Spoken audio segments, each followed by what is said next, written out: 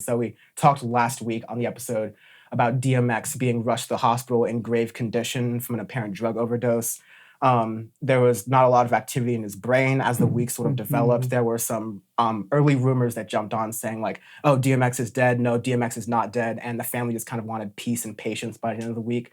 By Thursday, many of DMX's organs were failing and it just wasn't looking good. So it looked like on Friday, sort of like the call was made from the family and DMX was pronounced dead at the age of 50. Now, DMX born Earl Simmons, he's like, I mean, like to say he's a legend is understatement. A huge understatement. He came up in rap at a time when it was just kind of coming from its like late 80s, early 90s sort of like fun dancing around kind of thing to something that was getting more gritty and more raw. And while a lot of it was pertaining towards, you know, you had NWA with like F the Police and those kind of like political statements with some other sort of like gang banging sort of like rap stuff that was starting to take place. You also had DMX who stood kind of in the middle of all this, who in addition to rapping about some really intense, deep stuff, was also using rap as an opportunity to discuss like serious demons in his life. One of those included drug addiction. Yes.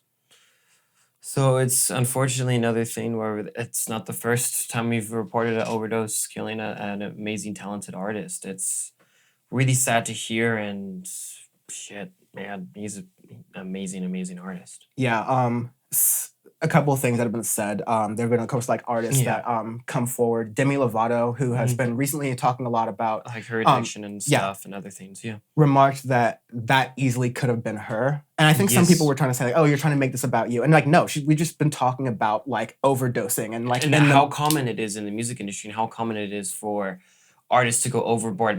I mean, almost any big musical artist you can think of has had ties in with drugs, alcohol, whatever it is, some type of substance abuse that has at some point or another become an addiction for, I'd say, 80% of the top musicians in the world. It's really bad and prevalent in there. Being in the public eye doesn't help that much. No. Let's add the layers that DMX, like the way he grew up from a class way, from a race way, was like extra targeted, went through jail multiple bouts of times, and like had to rediscover himself. He got closer with religion and Christianity through a lot of these things.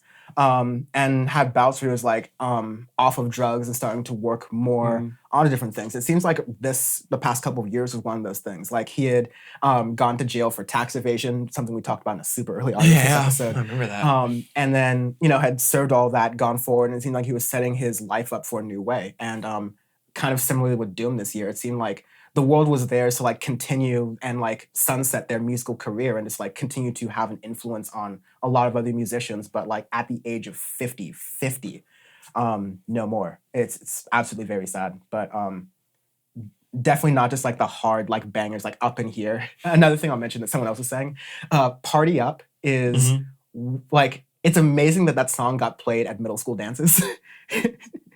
I didn't know that, but that's hilarious. Like it was a point that was being made by like a lot of different hosts talking about music that like it was weird to have a like I think the point being made maybe by like Micah Peters, I want to say from Complex, was that DMX shouldn't have existed. He shouldn't have had like the cultural acclaim that he had because like you said, like he's wild. some of the lyrics to Party Up, like listen, your ass is about to be missing. You know he's gonna find you some old man fishing.